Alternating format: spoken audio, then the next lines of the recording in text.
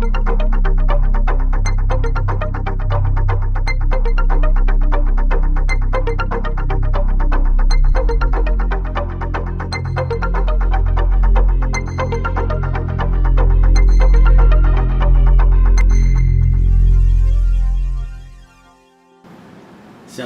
saudara jemaat yang dikasihi Tuhan. Hari ini kita kembali berjumpa di dalam House Family bersama Gembala. Kali ini tamu kita ada dua juga, seperti biasa. Saya akan menyapa Bapak Pendeta Stanley Pesik. Ya, beliau adalah Gembala dari satelit kita Immanuel East di Babatan Pantai. Lalu Ibu Pendeta Peters Erna, ya, beliau dari satelit kita Sion Oma Menganti Gresik. Kita bersyukur kalau kita masih diberi kesempatan untuk melayani, mengasihi Tuhan, memuji, mempermuliakan Tuhan. Bapak Ibu, lebih baik kita tetap bersukacita di dalam hari-hari seperti ini, karena itu akan membawa kebahagiaan. Itu juga membuat tubuh kita sehat. Dan yang lebih, pikiran kita positif. Dan saya berharap sukacita itu mewarnai kehidupan kita hari-hari ini. Pemerintah di dalam banyak berita mengatakan bahwa kita akan masuk vaksinasi itu di Januari atau Desember akhir. Dan yang luar biasa adalah pemerintah menyiapkan 290 juta vaksin. Wah, dari mana saja?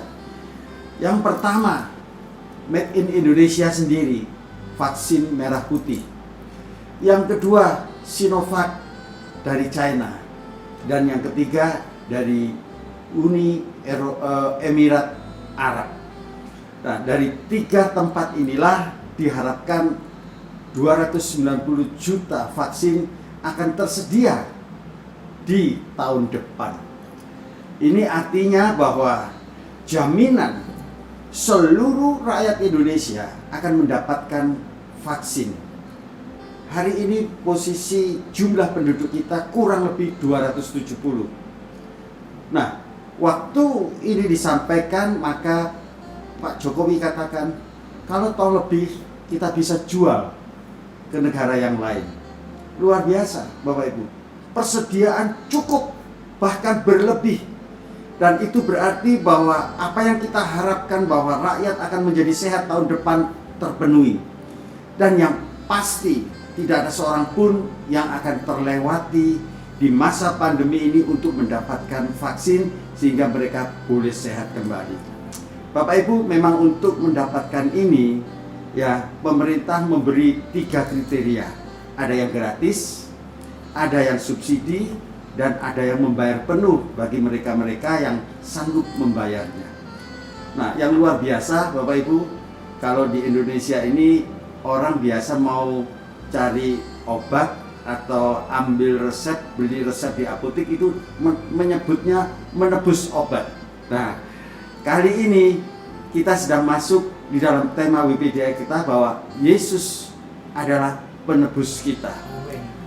Yesus sebagai persembahan yang sempurna menebus segala dosa kita, menebus segala kebutuhan kita, menebus segala sakit penyakit kita, menebus masa depan kita. Sehingga sekali lagi Bapak Ibu, Yesus penebus kita itu menjadi tema yang akan kita dapatkan hari ini. Biar Tuhan tolong, apapun yang menjadi masalah Bapak Ibu, percayalah, kalau Tuhan menebus, maka Tuhan akan menyelesaikan semuanya bagi kita. Sebelumnya, kita akan masuk dalam pujian, dan kemudian kita akan berdoa untuk mengawali House Family kita. Aku hendak menyebut-nyebut perbuatan kasih setia Tuhan. Perbuatan Tuhan yang masyhur sesuai dengan segala yang dilakukan Tuhan kepadaku. Tuhan menjadi juru selamatku dalam segala kesesakanku. Ia sendirilah yang menyelamatkan aku. Dialah yang menebus aku dalam kasih-Nya dan belas kasihan-Nya. Ia mengangkat dan mengendong aku. Sungguh tak terukur kasih-Mu, Yesus. Amin. Haleluya.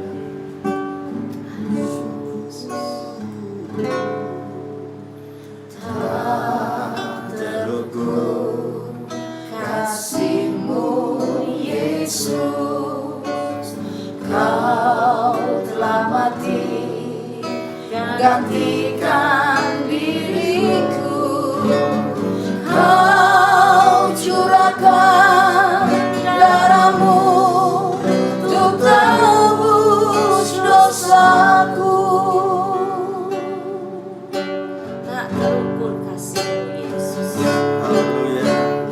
Tak terukur kasih-Mu, Yesus. Kau telah mati gantikan diriku. Kau curahkan darah-Mu untuk tebus dosaku. Layaklah Kau Tuhan, dipuji dan disembah dengan segenap hatiku. Layaklah Kau Tuhan, dipuji dan disembah dengan segenap jiwa ragaku. Tak terukur kasih-Mu, Yesus. Tak terukur kasih-Mu, Yesus. Kau telah mati gantikan diriku. Kau curahkan darah-Mu untuk tebus dosaku. Layaklah Kau Tuhan, dipuji dan disembah dengan segenap hatiku. Layaklah Kau Tuhan, dipuji dan disembah dengan segenap jiwa ragaku. Layaklah Kau Tuhan, dipuji dan disembah dengan segenap hatiku. Layaklah Kau Tuhan, dipuji dan disembah dengan segenap jiwa ragaku. Hanya Kau Tuhan di hidupku. Haleluya. Hanya Kau Tuhan di hidupku. Kau berikan hidup yang baru. Darah-Mu menyucikan, pulihkan hatiku. Ku nyatakan Kaulah segalanya. Engkaulah sumber pengharapan. Kuasa-Mu sanggup menyembuhkan.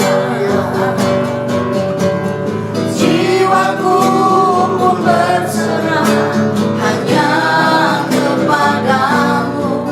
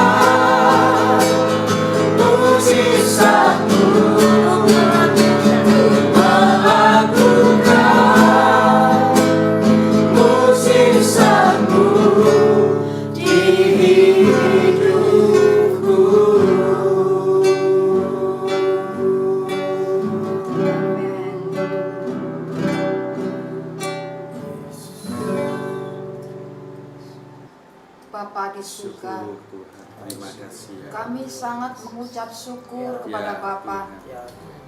karena kesempatan Ya. saat ini Engkau kembali memberikan kepada kami untuk boleh memberkati sidang jemaat-Mu lewat pelayanan kami. Mari ya Bapa, pimpin kami. Ya Tuhan. Pimpin kami seluruh sidang jemaat yang bersama-sama bersekutu lewat udara ini Tuhan. Kami percaya kuasa-Mu akan menjangkau Tuhan mereka semua yang mendengarkannya. Ya. Dan mengurapi kami semua Tuhan yang melayani-Mu Tuhan. Maka kami menyerahkan Tuhan HF bersama Gembala pada saat ini ke dalam pimpinan kuat kuasa Roh-Mu Tuhan. Ya. Kemampuan kami terbatas Tuhan, tetapi kuasa-Mu tidak pernah terbatas Tuhan. Kami percaya Tuhan, saat ini Tuhan, Engkau akan membuat gebrakan luar biasa Tuhan. Engkau akan memulihkan setiap orang-orang yang mendengarkan, setiap orang-orang yang sudah didoakan Tuhan. Karena kami percaya kuasa-Mu tetap bekerja sampai selamanya Tuhan. Terpujilah nama Tuhan. Dalam nama Tuhan Yesus kami berserah. Haleluya. Amin. Puji Tuhan. Kita bersyukur ya bahwa di dalam situasi yang seperti ini ada jaminan dari pemerintah, ada pengharapan dan ada kepastian bahwa kita semua akan kembali seperti semula. Kita bahagia, kita sehat, dan kita bisa melakukan aktivitas kita kembali. Itulah yang dilakukan Tuhan Yesus di dalam kehidupan kita. Sebagai penebus, Dia melepaskan kita ya dari dosa kepada kekudusan. Dia menebus kita saat kita sakit, disembuhkan. Dia juga menebus kita waktu kita tanpa pengharapan, hidup ini sepertinya tidak ada masa depan. Maka Tuhan Yesus menebus kita untuk memberikan pengharapan yang penuh dengan kepastian. Nah, inilah yang dilakukan Tuhan. Bagaimana gereja Tuhan hari ini? Bagaimana jemaat Tuhan? Mari kita akan dengar kesaksian. Saya persilahkan mungkin dari Pak Stanley lebih dulu. Terima kasih Pak Gembala. Kami dari Gereja Satelit Immanuel East, Jalan Babatan Pantai nomor 27, itu kebaktiannya jam 7:30 pagi. Setiap minggu itu kami adakan kebaktian doa Jumat malam. Terus hari Minggu kebaktian ada yang untuk orang dewasa dan ada anak sekolah minggu. Terus HF setiap hari Kamis. Nah, jadi kegiatan kami itu memang dibangun atas kekeluargaan. Gitu. Tapi setelah kasus pandemi ini, jemaat itu sering bertanya kepada saya secara di Japri, saya tanya kapan bisa kebaktiannya kembali Pak Gembala. Jadi inilah kerinduan jemaat-jemaat kami, khususnya jemaat Immanuel ini. Tetapi sebagai rasa rindu mereka, maka kami adakan kebaktian live stream itu. Ya, itu setiap hari Kamis jam 7 malam. Terus acara itu ada puji-pujian, penyembahan, ada kesaksian, dan ada firman Tuhan untuk kita semua. Ada berapa banyak yang terlibat itu? Yang terlibat cukup banyak, ya, cukup banyak, karena memang beberapa hari kita selalu memberikan, mengabari teman-teman kita bahwa kita itu ada live Zoom supaya kita sama-sama disegarkan iman kita. Baik, iya. Nah, bagaimana dengan yang di Oma Menganti? Ya, puji Tuhan.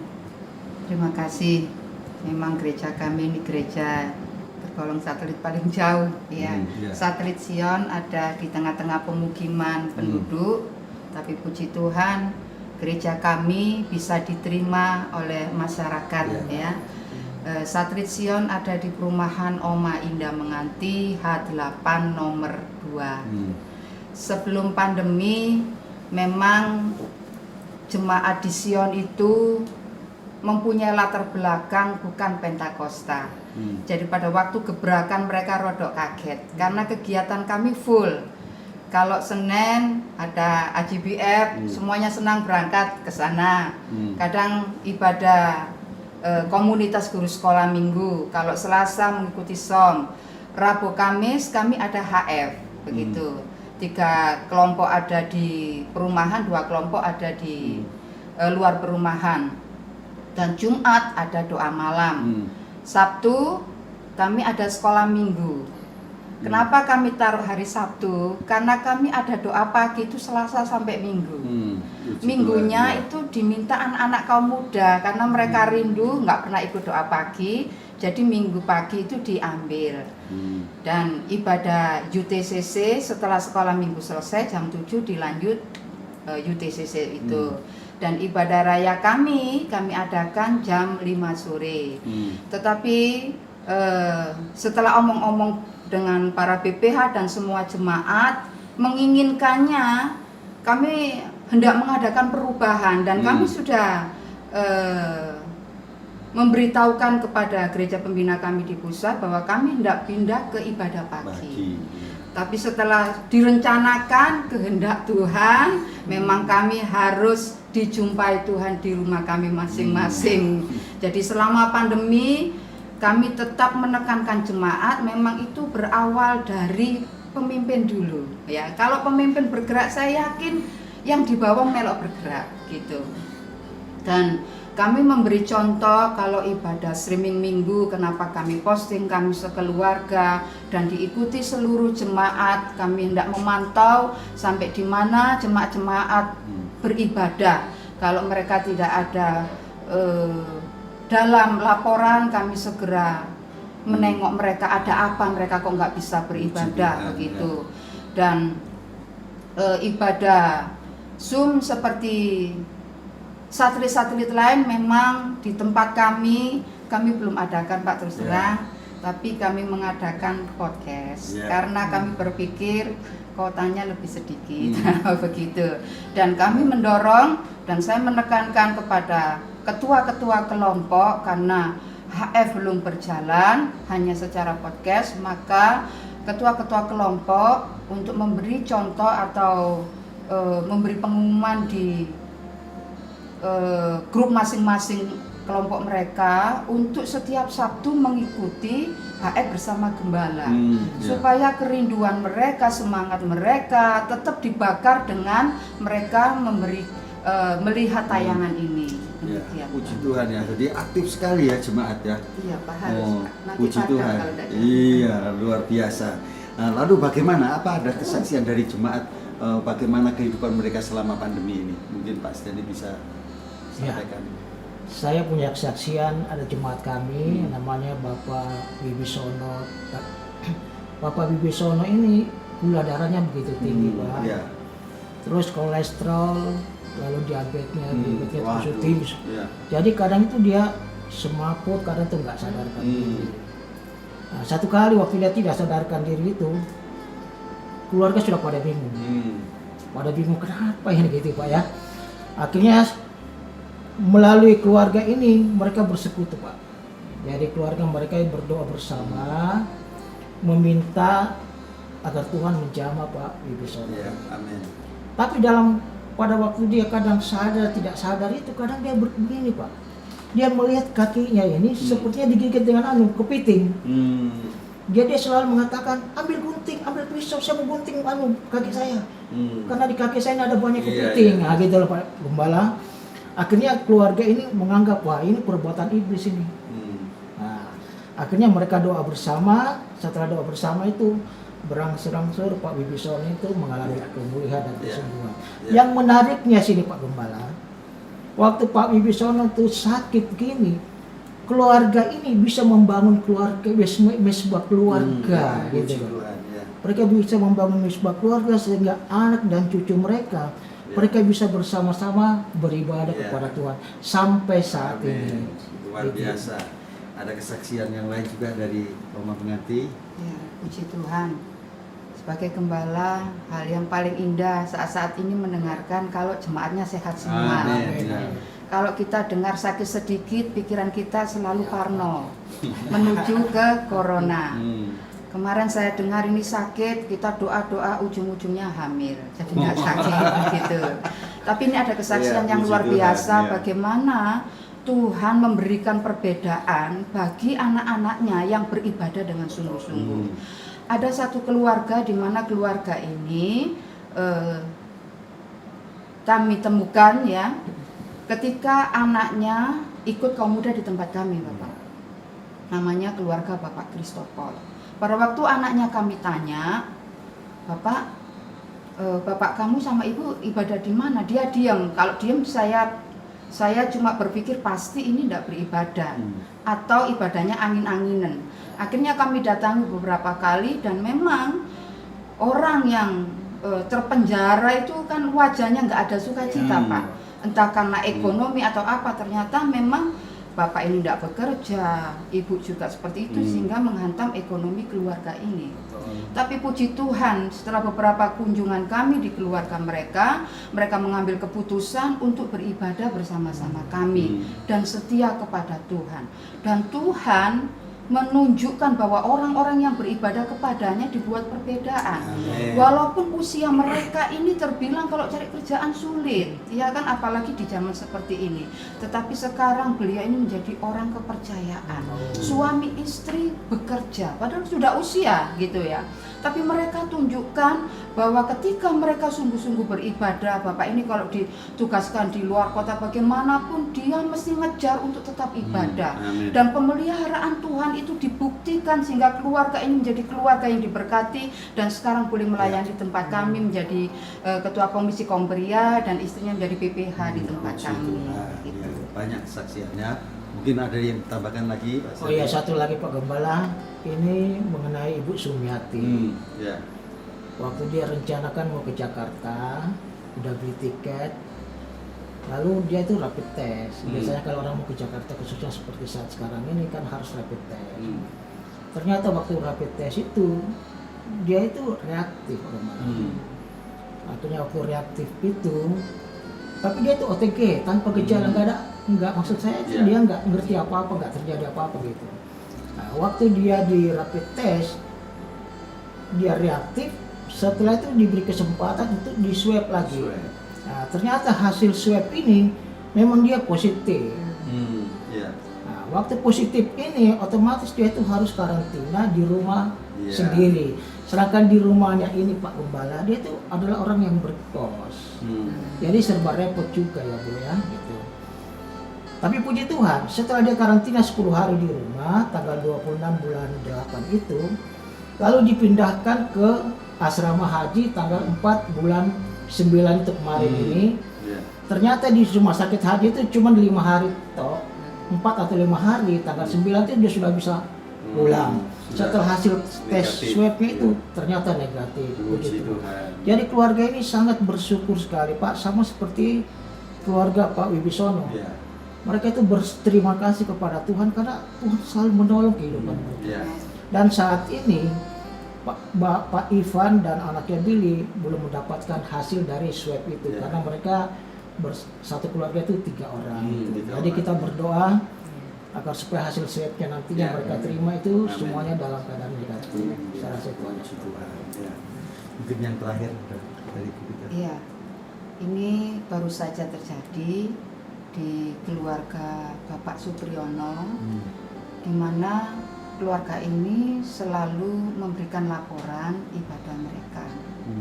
Beberapa minggu tidak memberikan laporan, saya WA masuk tapi nggak dijawab. Akhirnya kami mengambil keputusan untuk mendatangi ke rumah beliau. Ternyata benar beliau ada di dalam pergumulan, di mana istrinya ini mempunyai adik yang rumahnya di Malang. Adiknya ini aktivis, jadi sosialnya besar sampai memelihara anak-anak jalanan. Masih muda dan dikagumi banyak orang. Ternyata Tuhan panggil lewat cara yang bagi Ibu Supriyono ini kayak nggak terima. Adikku ini kurang apa? Kurang berbakti apa? Kenapa Tuhan panggil? Dan Bapak Supriyono juga mengalami hal yang sama, di mana ibunya yang berjemaat di GSJA Balungsari juga sakit. Hal yang sama masuk di rumah sakit BDH. Dan yang terakhir bersentuhan ini adalah Bapak Supriyono, karena yang membawa ibunya untuk masuk ke rumah sakit adalah Bapak Supriyono. Dan disitulah kedua orang ini mengalami ketakutan, kekecewaan banyak hal. Dan kami beserta beberapa pengerja datang di tempat itu kami doakan, kami menyembah, dan Bu Supriyono menangis ya, menangis, tapi saya yakin bahwa kuasa pujian yang memulihkan. Amin. Dan pada waktu itu memang kedua orang ini mengambil tindakan, yaitu tidak swab begitu di PHC dan minta didoakan ya. Dan kita berdoa, kami percaya, saya katakan pada Bapak Supriyono, Bapak jangan mengimani Bapak memikirkan negatif, nanti yang terjadi hal yang seperti itu. Tapi pikirkan bahwa kasih Allah lebih besar dari apapun. Amin. Bapak sudah menjalankan protokol kesehatan, sudah segalanya dilakukan, pasti Bapak dilakukan semuanya. Walaupun sempat bersentuhan dengan Ibu gitu. Bapak menjalankan itu sebagai anak yang berbakti sama orang tua. Akhirnya kemarin beliau swab bersama istri, dan puji Tuhan dua-duanya negatif. Dan ini menjadi sukacita kami.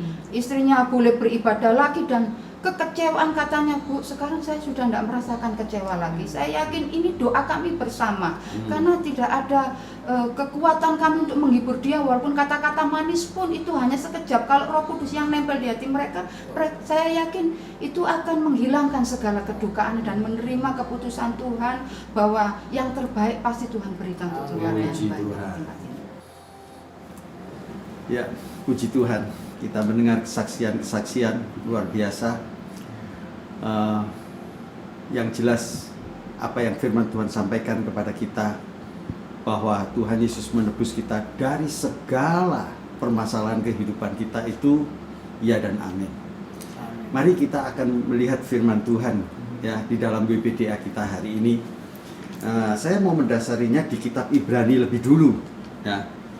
WPDA kita ada di Ibrani pasal 10. Nah, di dalam ayat 1 sampai ayat 10 itu mau membuktikan bahwa Yesus Kristus sebagai korban penebus dosa umat manusia, korban penebusannya sempurna. Di dalam pasal 10 itu temanya persembahan yang sempurna. Dan itu diawali dari ayat yang pertama. Di situ dikatakan bahwa apa yang terjadi di dalam kehidupan bangsa Israel dengan Taurat dan ibadahnya itu menjadi sebuah bayangan untuk apa yang akan datang. Nah, lalu kemudian kenapa mereka selalu membawa persembahan, membawa korban setiap mereka ada di bait Allah?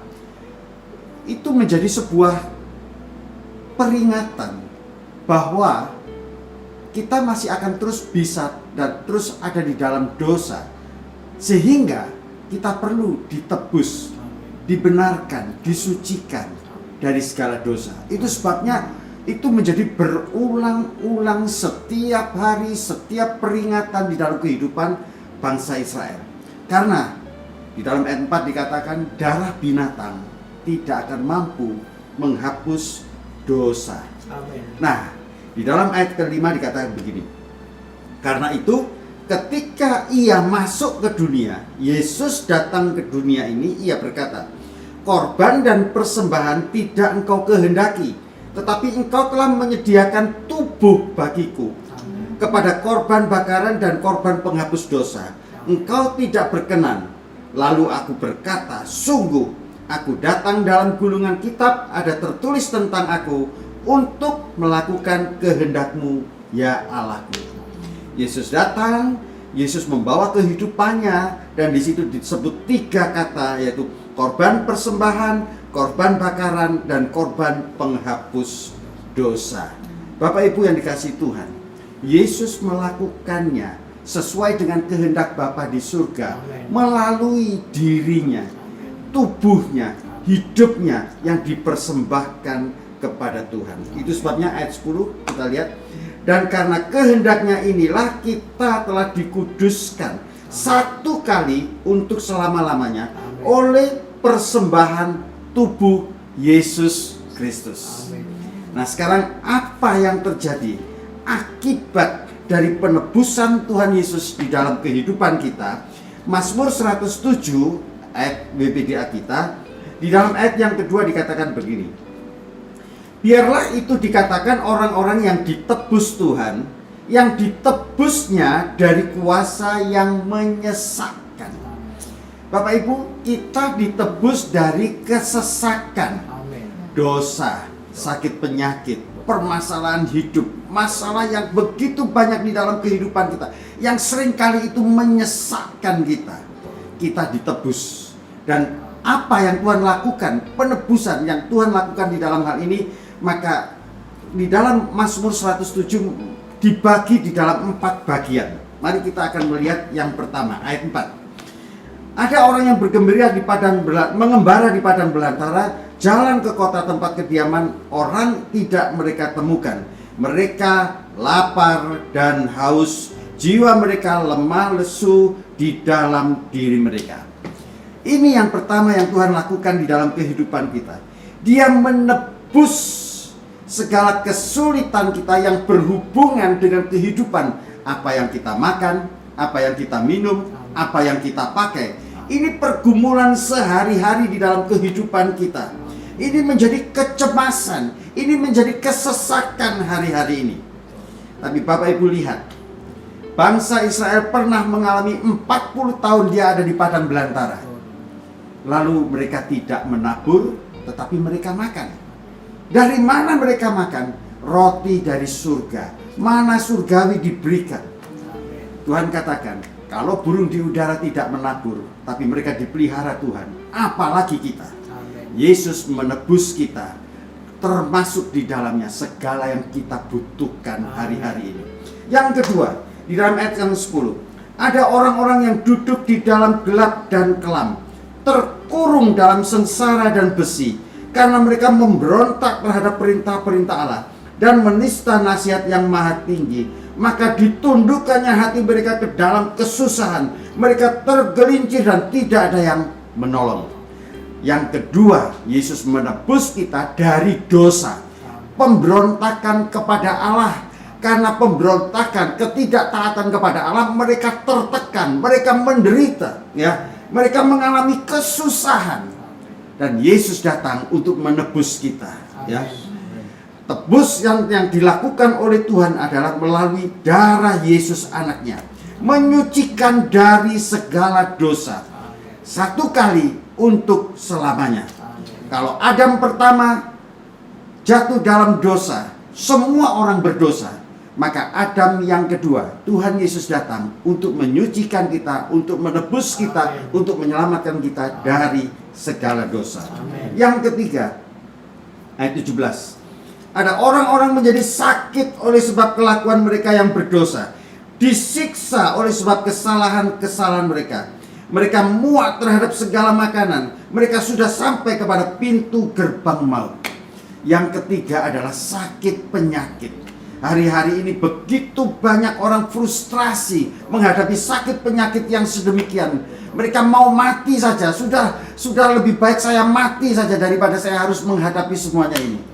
Bapak Ibu, ada Yesus yang sanggup menebus dosa, sakit penyakit kita. Di dalam 1 Petrus 2 ayat 24 dikatakan, oleh bilur-bilurnya kamu sembuh. Amin. Apa yang dimaksud oleh bilurnya kamu sembuh? Bapak Ibu, bilur berbicara luka, berbicara lebam karena pukulan, karena benda tajam dan sebagainya. Dan kalau kita melihat kehidupan Tuhan Yesus, dari telapak kaki sampai kepala semuanya penuh dengan luka. Itu menunjukkan Bapak Ibu, apapun sakit penyakitmu hari ini, dari telapak kaki sampai ujung kepala, Tuhan akan menebus segala sakit penyakit. Oleh bilurnya kamu akan disembuhkan.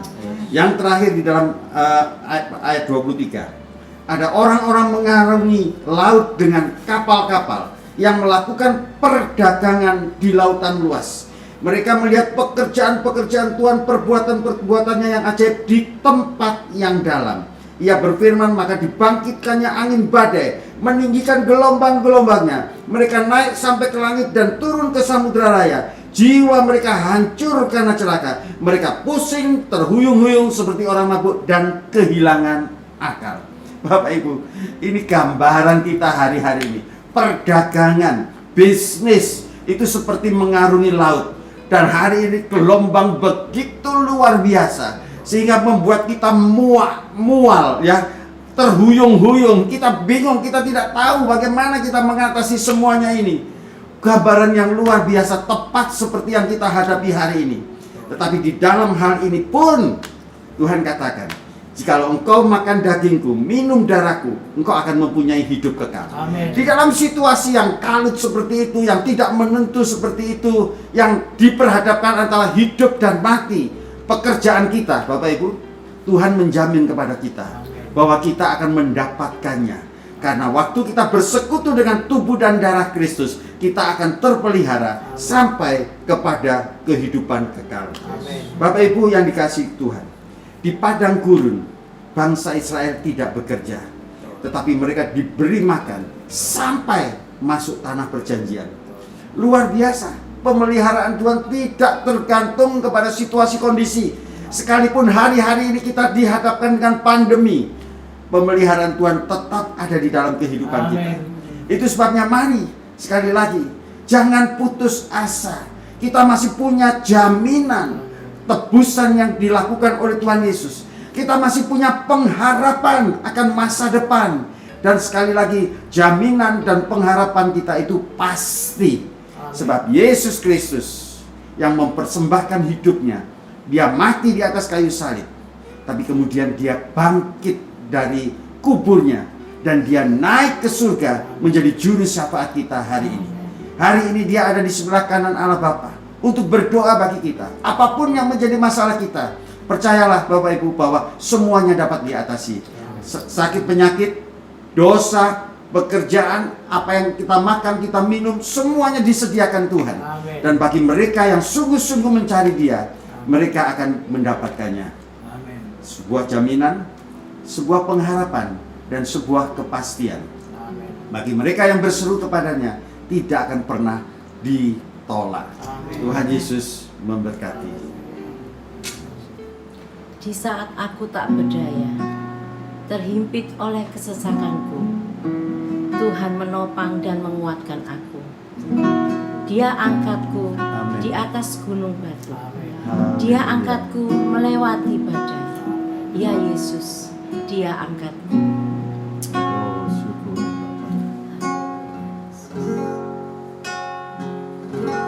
Saat ku terjatuh dan tak berdaya, kesesakan menghimpit jiwaku, namun ku tetap menantikan Yesus sampai Dia jamah dan pulihkanku. Dia angkatku di atas gunung batu. Dia angkatku melewati badai. Ku jadi kuat karena Dia menopangku, lebih dari yang dapat ku berbuat. Dia angkatku di atas gunung batu. Dia angkatku melewati badai. Ku jadi kuat karena Dia menopangku, lebih dari yang dapat ku berbuat. Sidang jemaat yang dikasihi Tuhan, ada waktu-waktu di mana Tuhan mengangkat kita. Ada waktu di mana Tuhan menggendong kita. Kita tidak sanggup, kita lelah, kita lemah, dan kita menyerahkan hidup kita ke dalam tangan Tuhan. Maka disitulah Tuhan mengangkat kita. Kita tidak berhenti, kita tidak selesai, tapi Tuhan yang bekerja untuk kita. Dia angkat kita, Dia bawa kita dalam perjalanan untuk menjalani kehidupan kita sampai kepada tujuan Bapa. Hari ini, kalau beban itu begitu beratnya, mari datang kepada Tuhan. hubungi kami. Bapak Ibu bisa melakukan melalui WA, melalui phone, sehingga kami bisa membawakan doa-doa yang diperlukan, yang menjadi beban Bapak Ibu. Dan percayalah, kami tidak sendiri. Ada chapel di gereja yang akan berdoa juga untuk Bapak Ibu. Dan inilah yang menjadi kekuatan dan keberanian kita. Waktu kita datang kepada Tuhan, Tuhan pasti menjawab kita. Nah, mungkin dari satelit-satelit bisa disampaikan apa yang menjadi permasalahan jemaat. Kami minta bantuan doa untuk Ibu Endang Ya. yang kena diabetes dan jantung, Pak. Terus yang kedua, kami minta Pak Dedinya, Ya.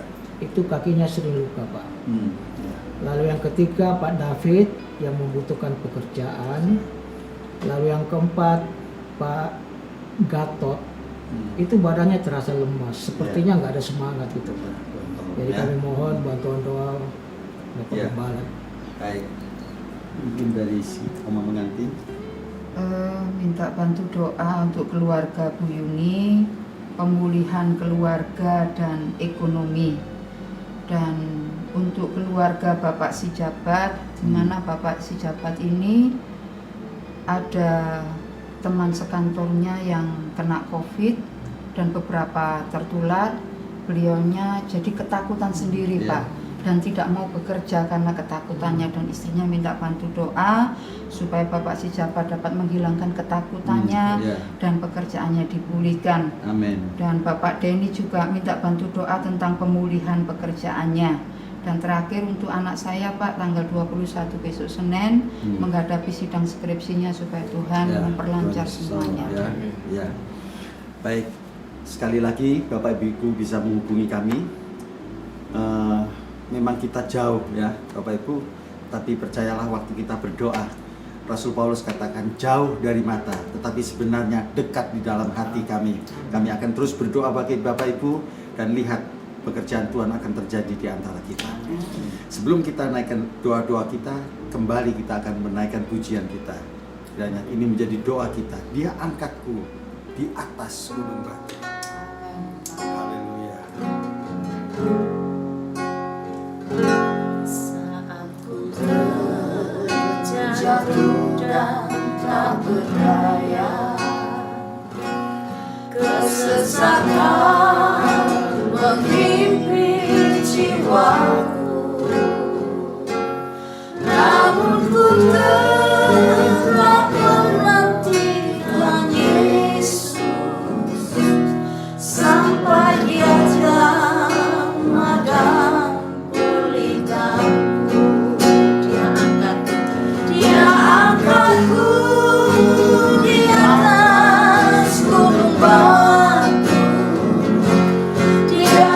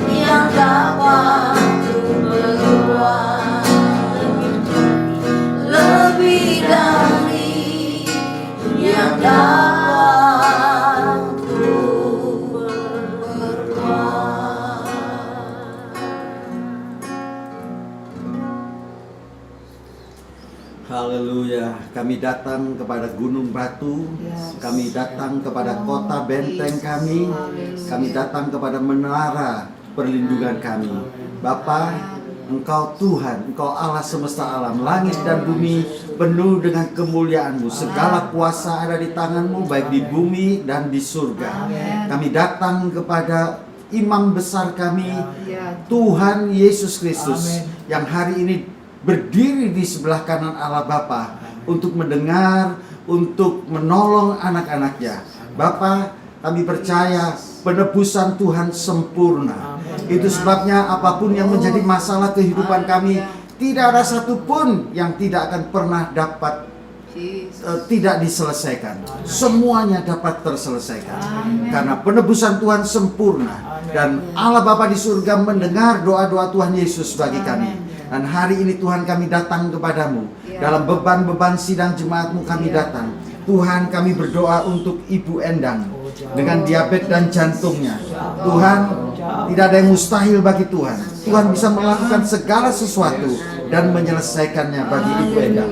Kami berdoa untuk Bapak Dedi Tuhan dengan luka di kakinya, dan seringkali harus menghadapi luka-luka ini Tuhan. Biar Tuhan tolong agar Tuhan sembuhkan dengan sempurna. Kami berdoa Tuhan untuk Bapak David yang membutuhkan pekerjaan. Kiranya Tuhan membuka jalan.